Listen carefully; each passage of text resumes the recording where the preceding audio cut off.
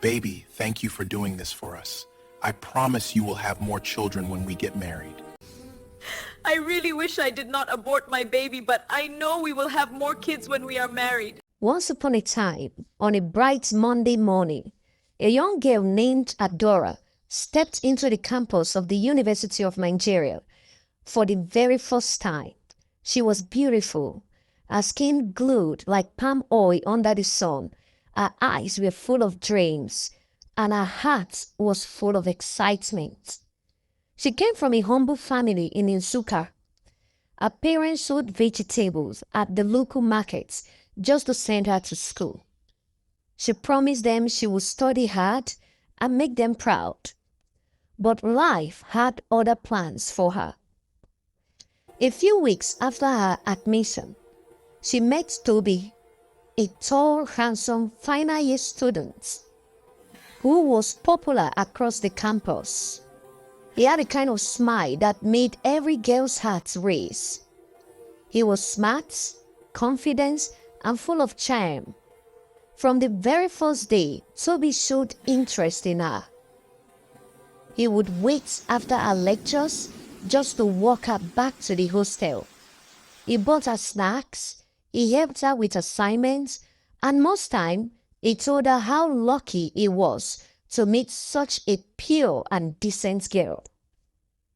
Before long, Toby became Adora's ward. She told a friend that he was the man she would marry, then laughed and teased her, saying she was too naive to believe in campus love. But Adaora didn't care. In her heart, Toby was her future. A few months later, Adaora moved in with Toby. He told her it was safer, that the hostel was too noisy. She agreed, thinking it was love. She cooked for him, washed for him, and cared for him when he was sick. She acted like a wife. Toby loved the attention. He treated her nicely at first. He told her she was the only woman in his life. Adaora believed every word. Then one evening, everything changed. Adaora realized she had missed a period. She took a pregnancy test and it came out positive. Her hands shook as she heard the results. She didn't know whether to cry or smile.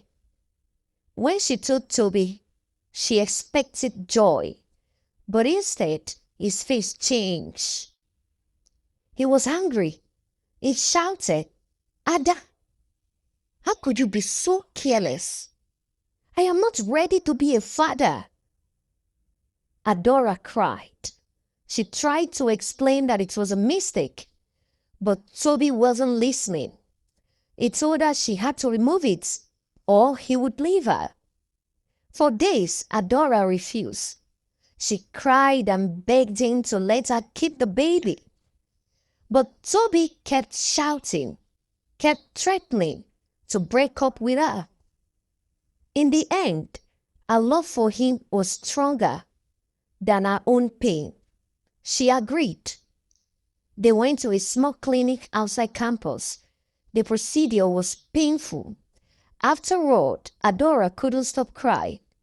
But Toby comforted her, saying, "It is for our future. When we are ready, we will have children." Adaora believed. Months passed. They continued living together. They laughed, ate, and studied together like before. But something had changed inside Adaora. Her heart was bleeding silently. Then it happened again. She got pregnant the second time. And again, Toby begged her to remove it. He promised that once he got the job, they would start a real family. She obeyed him again. The third pregnancy came during her final year. This time, Adaora refused. She told Toby, "I can't keep doing this to myself. I want to keep this one." Toby grew furious. He told her he would never marry her if she had the child. For days, they quarreled. Adaora cried and begged him to understand. But Toby became cold. He stopped eating her food. He stopped talking to her. He even slept on the couch to make her feel guilty. Finally, Adaora broke down. Her love for him blinded her. She agreed to remove the pregnancy again. The last time, she didn't know that this decision would destroy her entire life. Toby told Adaora he had found a better clinic this time. He said it was safe, quiet, and private. He even said he had already spoken to the doctor, a man he trusted. Adaora followed him, holding his hand tightly. Her heart was beating fast, but she trusted him. When they got there, the doctor smiled kindly and said, "Don't worry, my dear. Everything will be fine." They gave her anesthesia. As the drug entered her system, her eyes became heavy. The last thing she saw before falling asleep was Toby holding her hand, whispering, "I love you." But what happened while she slept was evil. Toby and the doctor had already agreed on something dark. Toby didn't want Adaora to ever get pregnant again. He said she was too emotional and that he needed freedom. So they didn't just remove the pregnancy. They removed her womb, her future, her womanhood. When Adaora woke up, she felt weak and dizzy. She cried in pain, asking what happened. The doctor told her it was successful, that they had removed the pregnancy safely. Toby smiled and told her everything would be okay. For weeks, she couldn't stand properly, but she trusted their lies. She believed love could never harm her. After her graduation, Toby got a job in Abuja. He told Adaora to wait for him, that he would come back to marry her. She believed him like always. Days turned into months. Months turned into years. Toby never came back. His phone stopped going through. He blocked her everywhere. Adaora cried every night. She called his friend, but none gave her answers. Eventually, she moved on with her life. She got a small teaching job in a primary school. Years passed. Then she met Emeka, a gentle businessman. He was kind, caring, and full of patience. He treated her with the love she had always prayed for. They got married in church. Everyone danced, laughed, and blessed the new couple. For the first time in years, Adaora felt truly happy. She was ready to start a family again. But 1 year passed, no pregnancy. 2 years passed, still nothing. Her husband became worried. He took her to different hospitals.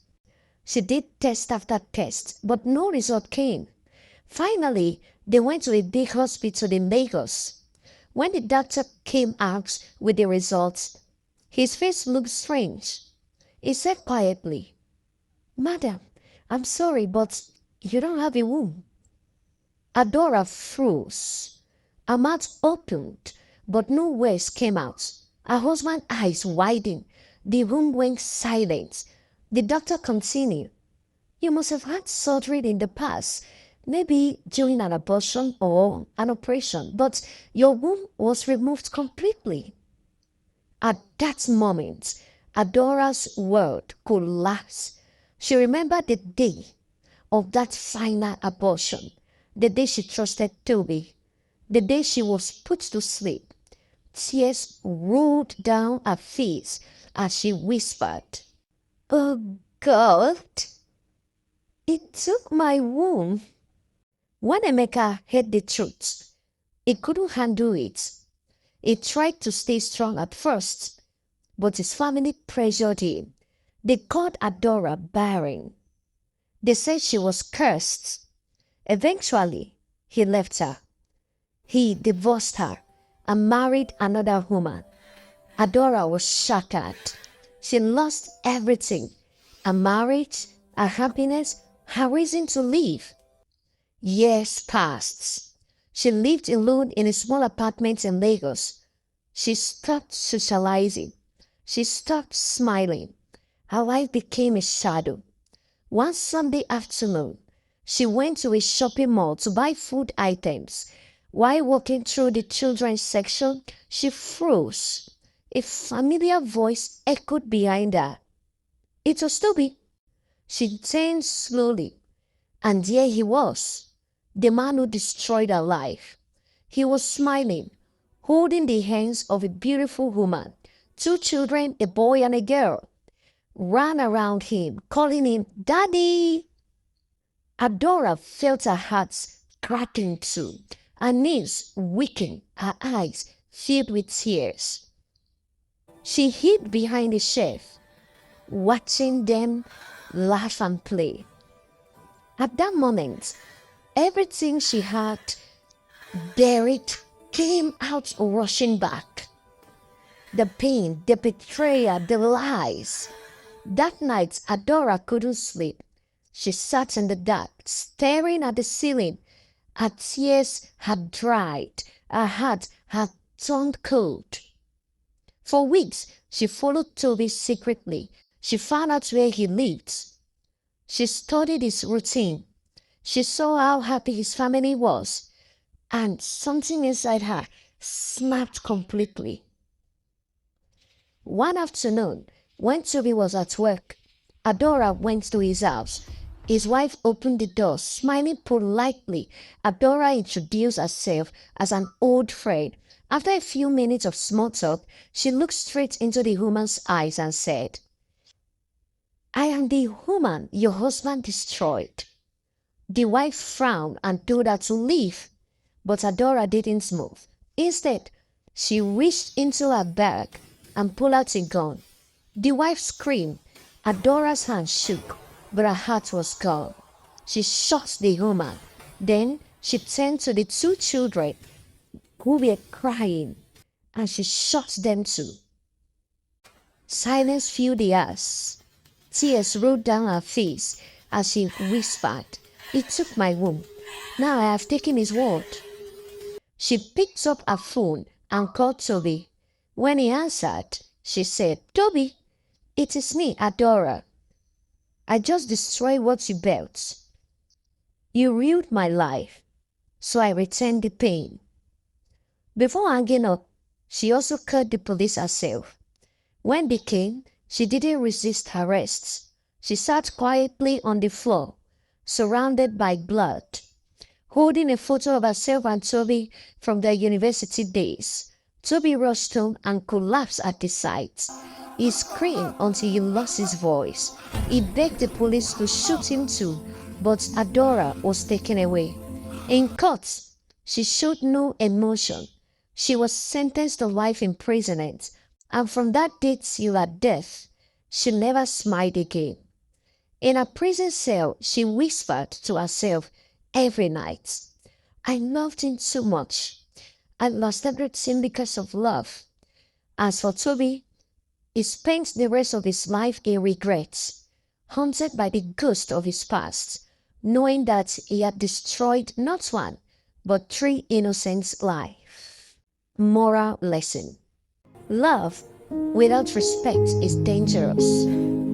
Don't sacrifice your body, your dreams, or your future for someone who doesn't value you. But never play with another person's life, because someday the pain you caused may come back to find you. The end. Thank you for watching my story to the end. If you do enjoy my story, please do well to like and subscribe to my channel. See you in the next story. Bye for now.